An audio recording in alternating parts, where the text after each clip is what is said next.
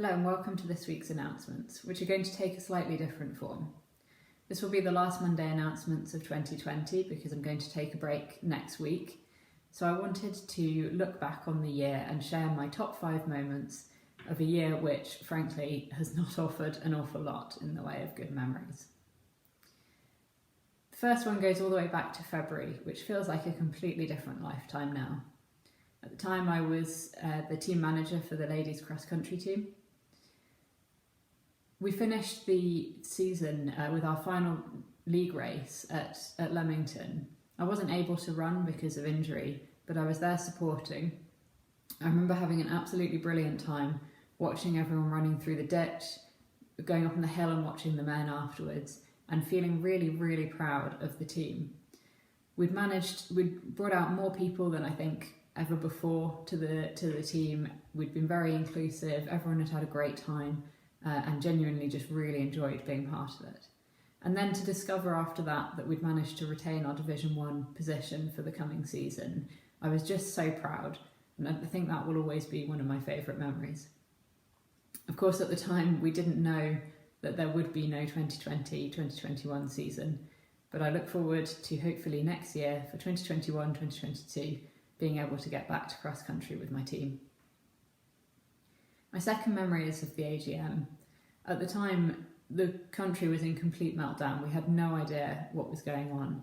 As a committee, we were constantly communicating, trying to work out what was the right thing to do. Were we underreacting? Were we overreacting? What should we and shouldn't we do? I'm so proud that at very short notice, we managed to pull together an online version of the AGM. We had about 70 people, I think, attended, which is pretty good compared to normal AGM times. We discovered that Dave Powner has an uncanny talent for presenting to camera. We discovered that most of the rest of us don't know how to look at the camera, certainly including myself in that. And I think we set the tone for the year that despite the difficulties and the setbacks that we would face, that we would always do our best, even if it's not perfect, to cobble together something that keeps us going as a club. We've had a whole load of virtual events over the year and it's hard to just pick one, but I do look back particularly fondly on the Not Handicap, which was our very first event back in Easter. I was so proud that so many people got involved, shared their photos and their successes, and just really demonstrated how much people wanted the club to keep going and wanted to stay together. That was really reassuring for me as the new chair to know that the club wasn't going to fall apart while we couldn't run together. Starting the bubbles is another highlight for me. Once we were England Athletics said that we could run together again, we grouped people up into groups of 6, and at one stage we had over 90 people training each week. It's an extraordinary achievement to get that number of people together, and I'd like to once again thank the coaching team and Suze for their amazing support. I can't believe the number of people who've said to me over the year how much they've enjoyed the bubbles, how much they've got out of it.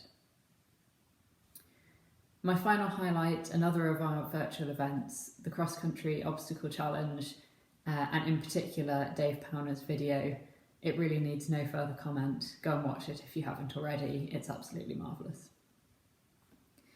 Overall this year there's been so many times when I've felt really proud to be chair of Bourne for Harriers. There's been club members who've got their heads down, trained harder than ever and churned out PBs left, right and centre, which is just incredible to be able to do that in these circumstances. There's also been people who've shown amazing compassion and kindness and helped support people through what's been a pretty tough period. There's been, of course, our members who have been heroes in their everyday life outside of the club, our doctors, our nurses, healthcare staff, teachers, all frontline workers, care workers, all of you. You know what you've done. I couldn't even begin to try and name everyone, but as always we're very proud to have you among our number. I'm also proud of the number of people who've felt able to be honest about what a tough year it's been and be able to say, actually, I'm not motivated to train hard and I'm struggling. I think it's really important that as a club we're able to be open and honest in that way. So thank you to everyone who stuck with us this year so far. It's been a crazy one, it's been hard, but it has been really, really great to get through this year as part of Born for Harriers. Next year is our 20th birthday as a club, and I'm looking forward in hope to being able to get together and celebrate that birthday in person. Happy Christmas everyone, and I hope you have a fantastic new year.